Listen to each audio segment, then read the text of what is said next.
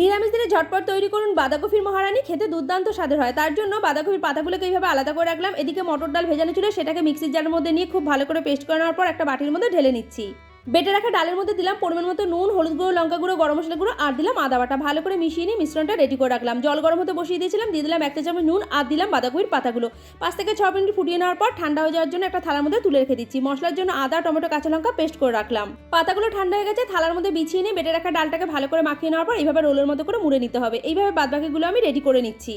একইভাবে সবকটা আমার তৈরি করা হয়ে গেছে। কড়াইতে সরষের তেল গরম করে নিয়ে দিয়ে দিলাম বাঁধাকপির রোলগুলোকে, উল্টে পাল্টে লাল লাল করে ভেজে তুলে রাখছি। এইভাবে বাদবাকিগুলো ভেজে নেব। বাদবাকি তেলটার মধ্যে জিরে আর তেজপাতা ফোড়ন দিলাম।